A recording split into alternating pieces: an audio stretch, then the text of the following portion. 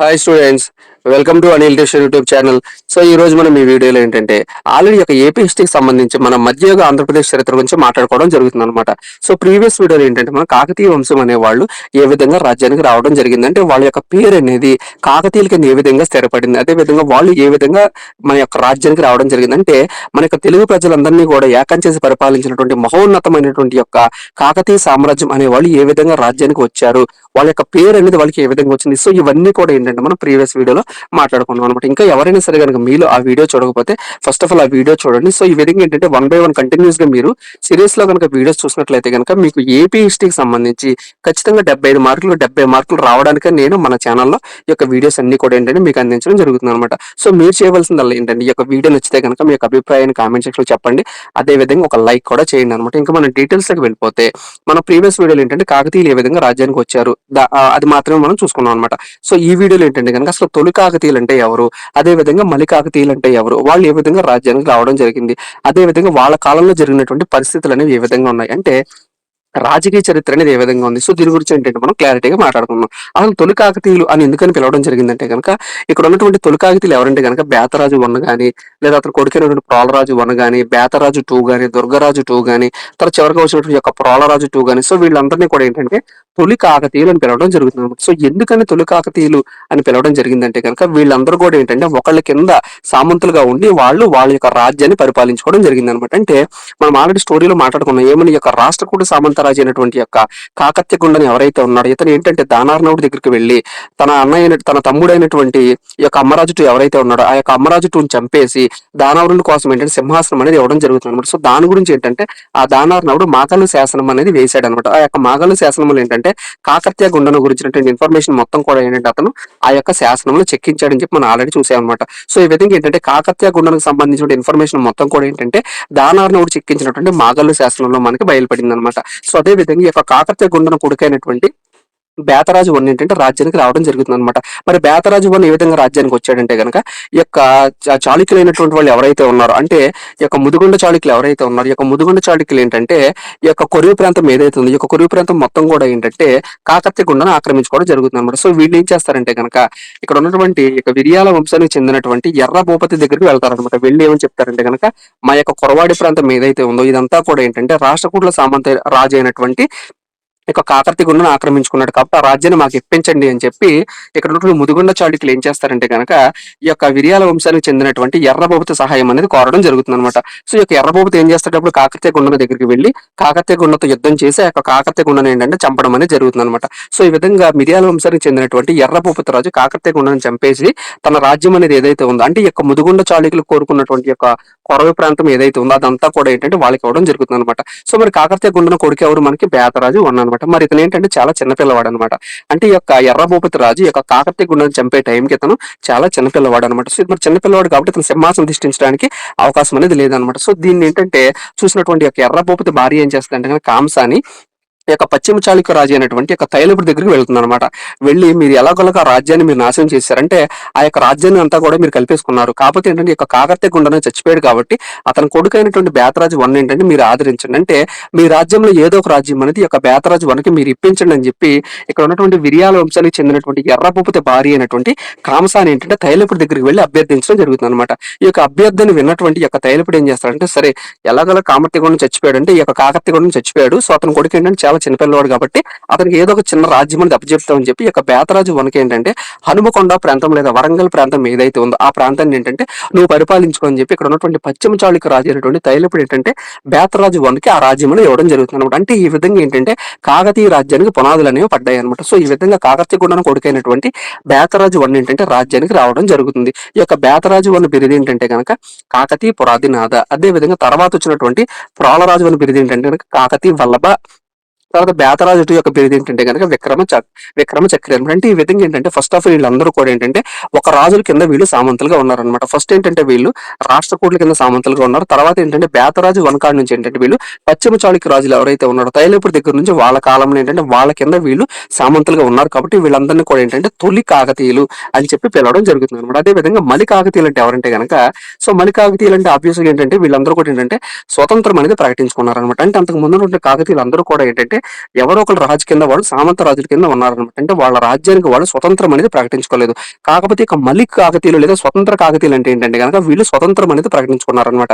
అంటే ఎప్పుడైతే ఇక పశ్చిమ చాళుక్య రాజులు అనేవాళ్ళు బలహీన పడిపోతారో, బలహీన పడిపోయినప్పుడు అంటే వాళ్ళ కింద ఇక మేము సామంతంగా ఉండడానికి అవకాశం అనేది లేదనమాట. ఎందుకని ఇక పశ్చిమ చాళుక్య రాజులు ఎవరైతే ఉన్నారో వాళ్ళందరూ కూడా ఏంటంటే స్టార్టింగ్ లో బలంగా ఉన్నప్పటికీ కూడా చివరి రాజు వచ్చినప్పటికీ ఏంటంటే వాళ్ళ రాజ్యం ఎప్పుడైతే బలహీనం అయిపోయిందో, అంటే మమ్మల్ని పరిపాలించేటువంటి వంశమే బలహీనమైనప్పుడు ఇంకా మేమెందుకు వాళ్ళ కింద సామంతులుగా ఉండాలని చెప్పి ఒక ప్రతాపరుద్ర వన్ ఏంటంటే స్వతంత్రం అనేది ప్రకటించుకోవడం జరుగుతుంది అనమాట. సో ఈ విధంగా స్వతంత్రం అనేది ప్రకటించున్నాడు కాబట్టి ఇక్కడ నుంచి వీళ్ళందరినీ కూడా ఏమని పిలవడం జరుగుతుందంటే కనుక స్వతంత్ర కాకతీయులు అని చెప్పి వీళ్ళని పిలవడం జరుగుతుంది. ఈ యొక్క స్వతంత్ర కాకతీయులు లేదా మలి కాకతీయులు మనకి మొట్టమొదటి రాజు ఎవరంటే కనుక ప్రతాపరుద్ర వన్. సో ఇతనికి మరొక పేరు ఏంటంటే కనుక కాకతీయ రుద్రుడు. ఇతనికి ఇంకొక పేరేంటంటే రుద్రదేవుడు. సో ఈ విధంగా మనకి ఎగ్జామ్ లో ప్రతాపరుద్ర వన్ అని ఇచ్చినా సరే, కాకతీయ రుద్రుడు అని ఇచ్చినా సరే, రుద్రదేవుడు అని ఇచ్చినా సరే, వీళ్ళందరూ కూడా ఏంటంటే మనకి మలి కాకతీయులు మొట్టమొదటి రాజు అనమాట. సో ఈ యొక్క ప్రతాపరుద్ర వన్ తర్వాత మనకి మహదేవుడు రాజ్యానికి రావడం జరుగుతుంది. సో మహదేవుడు తర్వాత మనకి గణపతి దేవుడు రాజ్యానికి రావడం జరుగుతుంది. సో గణపతి దేవుడు తర్వాత రాణి రుద్రమదేవి. సో రాణి రుద్రమ తర్వాత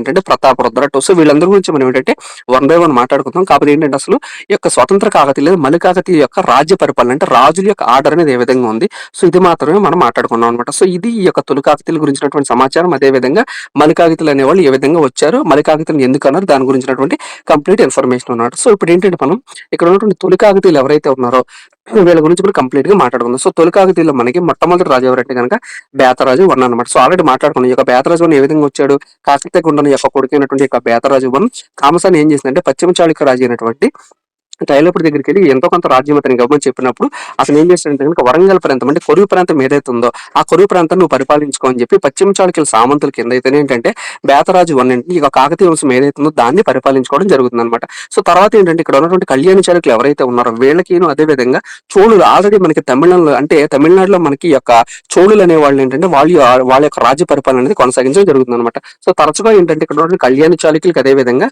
ఇక్కడ ఉన్నటువంటి చోళులకి ఏంటంటే యుద్ధాలు అనేవి జరగడం జరుగుతుంది అనమాట. మరి కళ్యాణ చాళుక్యుల కింద సామంతులుగా ఉన్న వాళ్ళు ఎవరు, తొలి కాకతీయులు అనమాట.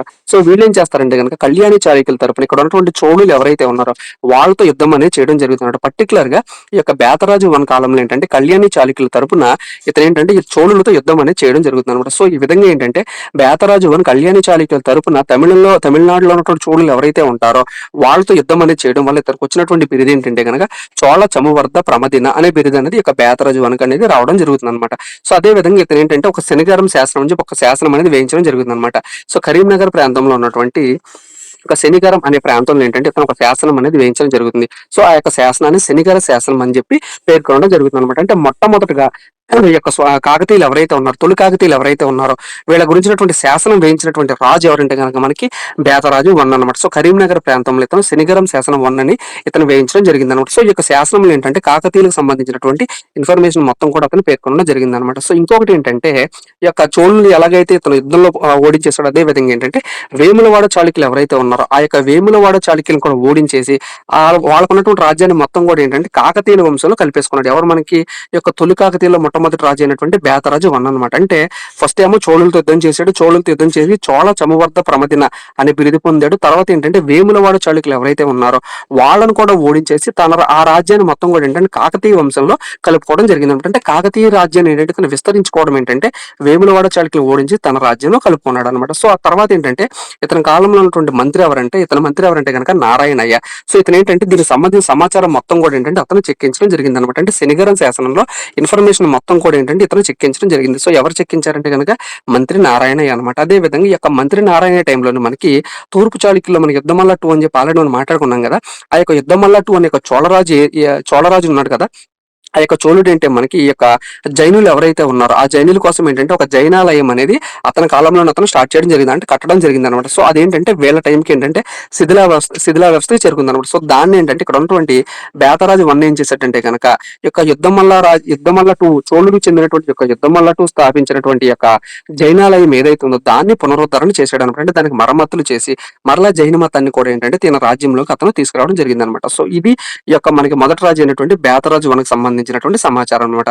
సో తర్వాత ఏంటంటే రాజ్యానికి వచ్చింది ఎవరంటే ప్రోలరాజు 1 అనమాట. సో మరి ఈ యొక్క ప్రోలరాజు 1 గురించినటువంటి సమాచారం ఏంటంటే సో ఇతనేంటంటే కళ్యాణి చాళుక్యుల రోజు అంటే పశ్చిమ చాళుక్యులు ఆ టైంలో ఆల్రెడీ ఒక పక్క మనకి పరిపాలన అనేది చేస్తున్నారు. వాళ్ళ కింద వీళ్ళు సామంతులుగా ఉన్నారు. సో కళ్యాణి చాళుక్యుల రాజు అయినటువంటి విజయాదిత్య 6 ఎవరైతే ఉన్నాడో ఆ యొక్క విజయాదిత్య 6 కి ఇతను సమకాలీనటువంటి రాజు అనమాట. అంటే ఒక పక్క మనకి విజయాదిత్య 6 ఏమో రాజ్య పరిపాలన చేస్తున్నాడు. అదే టైంలో మనకి ఈ యొక్క ప్రోలరాజు 1 అంటే అతను సామంతుడిగా ఉండి తన రాజ్యాన్ని అతను పరిపాలించుకోవడం జరుగుతుందన్నమాట. సో ఇతను ఏం చేశాడంటే ఈ యొక్క విజయాదిత్య 6 ఏవైతే యుద్ధాలు అనేవి చేస్తున్నాడో అతని తరపున ఏంటంటే యుద్ధాలు ఇతను పాల్గొనడం జరిగిందన్నమాట. మరి సామంతరాజు కాబట్టి ఆబ్వియస్ గా కళ్యాణ్ చాళుక్య ఏది చెప్తే అది చేయాలి కాబట్టి ఈ యొక్క విజయాదిత్య 6 ఏదైతే యుద్ధాలు అనేవి చేస్తున్నాడో తను చేసినటువంటి దిగ్విజయ యాత్రలో పాల్గొన్నాడు అనమాట. సో ఈ విధంగా ఏంటంటే విజయాదిత్య 6 తరపున తను దిగ్విజయ యాత్రలో పాల్గొన్నాడు కాబట్టి ఇతను కొన్నటువంటి బిరుదు ఏంటంటే కనుక సమాధిగత పంచ మహాశబ్ద. వెరీ వెరీ ఇంపార్టెంట్, చాలా సార్లు ఎగ్జామ్లు అడిగాడు.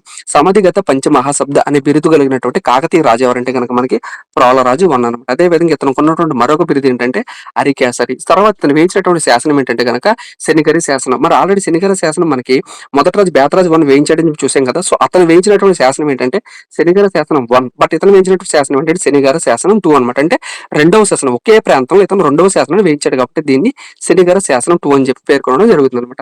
సో ఇంకొకటి ఏంటంటే ఇతని కాలంలో ఏంటంటే ఇతను వ్యవసాయ అభివృద్ధికి చాలా ఇంపార్టెన్స్ అనేది ఇవ్వడం జరిగింది అనమాట. అంటే అక్కడ ఉన్నటువంటి ప్రజలందరూ కూడా ఎవరైతే ఉన్నారో వాళ్ళందరూ వ్యవసాయం చేసుకోవడం కనువు ఏంటంటే అనేకమైనటువంటి నీటి కాలువలు ఏవైతే ఉన్నాయో వాటిలన్నింటినీ కూడా ఇతను తవ్వించడం జరిగిందనమాట.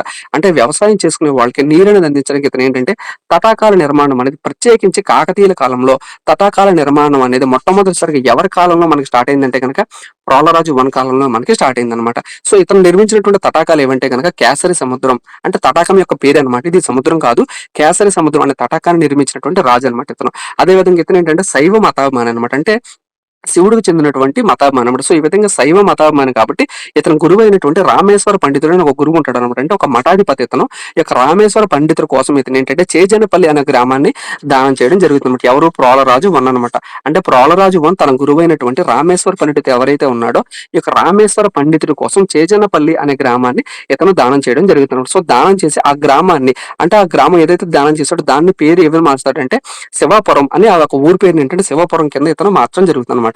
సో ఇది యొక్క ప్రోలరాజు 1 గురించినటువంటి రాజకీయ చరిత్ర. సో తర్వాత ఏంటంటే మనకి రాజ్యానికి బేతరాజు 2 రాజ్యానికి రావడం జరుగుతుంది అనమాట. ఈ యొక్క బేతరాజు 2 గురించి మనం చూసినట్లయితే ఈ యొక్క బేతరాజు 2 ఉన్నటువంటి బిరుదులు ఏంటంటే కనుక విక్రమ చక్రి, చలమర్తి గండ, అదే విధంగా మహామండలేశ్వర, అదే విధంగా త్రిభునవ మల్ల.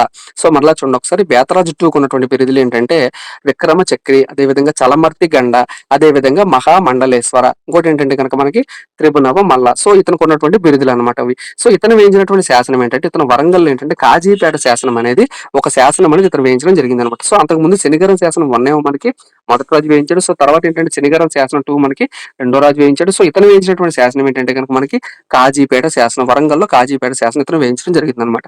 సో హనుమకొండను రాజధానిగా చేసిన ఇతను పరిపాలించడం జరుగుతుంది అనమాట. సో ఆల్రెడీ మనకి హనుమకొండ అంతకు ముందు ఉన్నటువంటి రాజులు ఎవరైతే ఉన్నారో వాళ్ళు పరిపాలించడం జరిగింది. కాకపోతే నేను ఇతర కాలంలో ఏంటంటే ఇతను హనుమకొండను రాజధానిగా ప్రకటించి దాన్ని పరిపాలన చేసుకుని ఇతను పరిపాలన అనేది చేయడం జరిగింది అనమాట. సో ఆల్రెడీ అంతకు ముందు ఉన్నటువంటి యొక్క రాజు యొక్క గురువు ఎవరు మనకి రామేశ్వర పండితుడు. అదే విధంగా ఇక్కడ ఉన్నటువంటి బేతరాజు 2 యొక్క గురువు కూడా మనకి రామేశ్వర పండితుడే అనమాట. సో ఇతని కోసం ఏంటంటే ఇతను హనుమకొండలో బేతేశ్వర శివాలయాన్ని, అంటే శివుడికి ఇతను శైవ మతాభిమాని కాబట్టి హనుమకొండ అనే ప్రాంతంలో ఏంటంటే బేతేశ్వర శివాలయం అనే ఒక ఆలయాన్ని తన గురువు కోసం ఇతను నిర్మించడం జరుగుతుంది అనమాట. అంటే ఆల్రెడీ అతను ఏదైతే ఆలయం శివాపురం అనే గ్రామాన్ని దానం చేశాడో ఆ గ్రామంలోని ఇతను బేతేశ్వర శివాలయం అనే ఒక శివాలయాన్ని ఇతను నిర్మించడం జరుగుతుంది అనమాట. అదే విధంగా ఇతని కాలం ఇతను కూడా ఏంటంటే ఒక మంత్రి అనేవాడు ఉండడం జరుగుతున్నాడు. సో ఆ మంత్రి పేరు ఏంటంటే కనుక వైజ దండాధిపతుడు అనమాట. ఈ యొక్క వైజ దండాధిపతుడు ఏంటంటే ఇతని కింద మంత్రిగా ఉంటాడు అనమాట. సో ఇతను గురించినటువంటి సమాచారం అనేది ఎలా తెలుస్తుందంటే కనుక ఇతను కరీంనగర్ ప్రాంతాల్లో ఏంటంటే కొన్ని మండలాలన్నీ కూడా ఏంటంటే ఇతను జయించేసి కాకతీయ రాజ్యంలో కలుపుకున్నాడు. అదే విధంగా ప్రతాపరుద్రుడు ఏంటంటే హనుమకొండను కాకుండా ఓరుగల్ రాజధానిగా చేసుకుని పరిపాలించడం జరుగుతుంది అనమాట.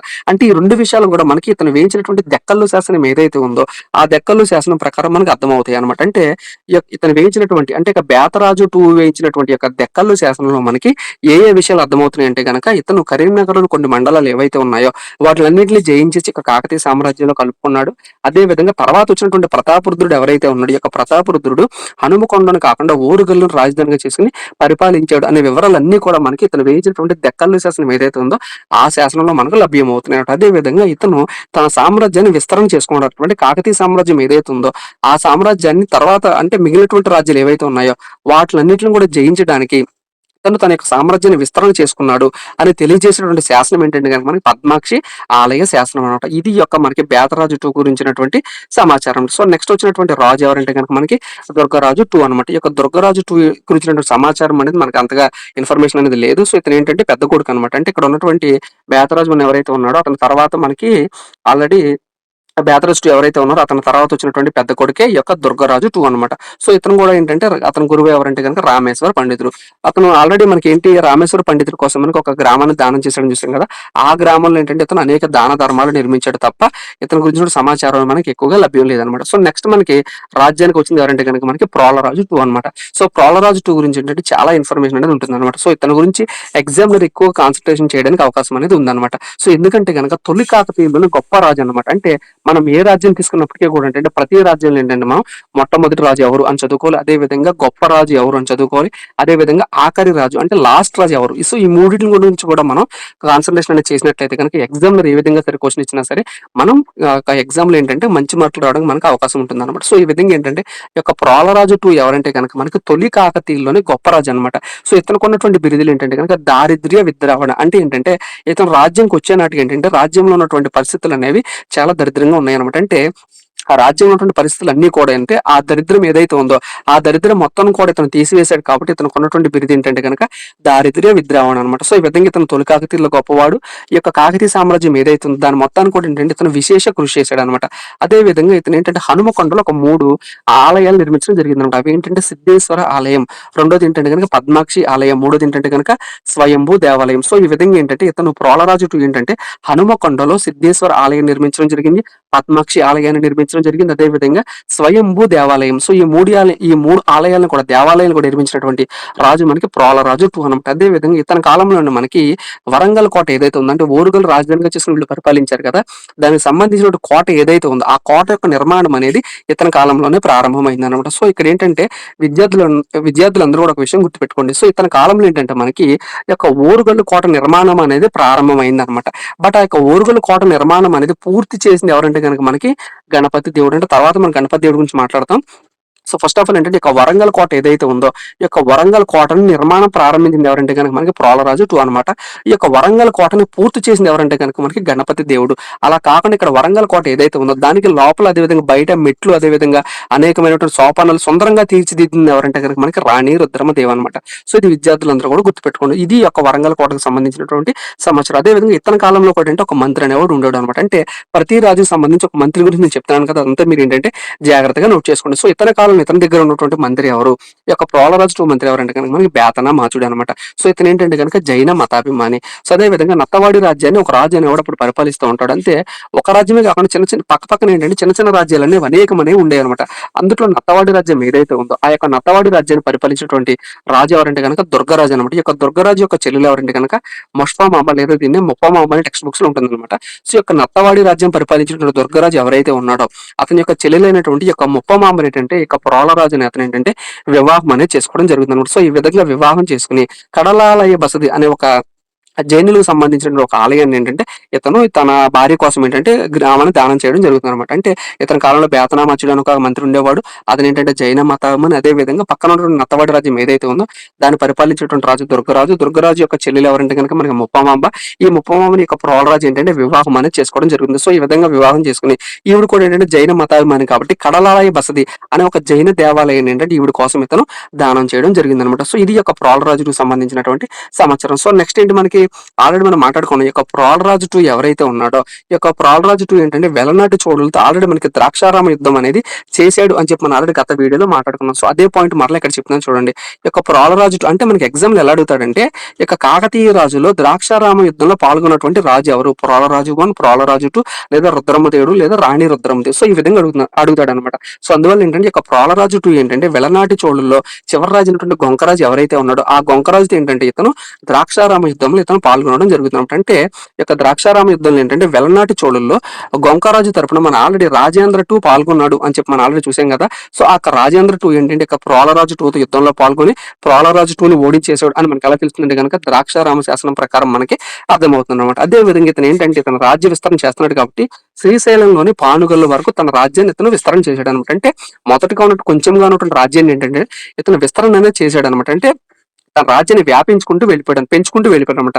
సో అదే విధంగా శ్రీశైలంలోని పానగల్లు ప్రాంతం వరకు తన రాజ్య యొక్క విస్తరణ చేసుకుంటూ వెళ్ళిపోయి శ్రీశైలంలో ఏంటంటే ఒక విజయ స్తంభం అనేది నాటాడు అనమాట. అంటే ప్రస్తుతం ఉన్నటువంటి శ్రీశైలం ప్రాంతం ఏదైతే ఉందో అక్కడ వరకు కూడా ఏంటంటే తన రాజ్యాన్ని వ్యాపింప చేసుకున్నాడు అని చెప్పి ఇతను ఏంటంటే ఒక విజయ స్తంభం అనేది నాటించాడు అనమాట. సో ఇది యొక్క తొలి కాకతీయులకు సంబంధించినటువంటి కంప్లీట్ ఇన్ఫర్మేషన్ అనమాట. సో నెక్స్ట్ వీడియోలో ఏంటంటే మనం మల్లి కాకతీయ రాజులు ఎవరు, వాళ్ళ గురించిన సమాచారం మొత్తం కూడా ఏంటంటే మనం నెక్స్ట్ వీడియోలో మాట్లాడుకుందాం అనమాట. So thank you.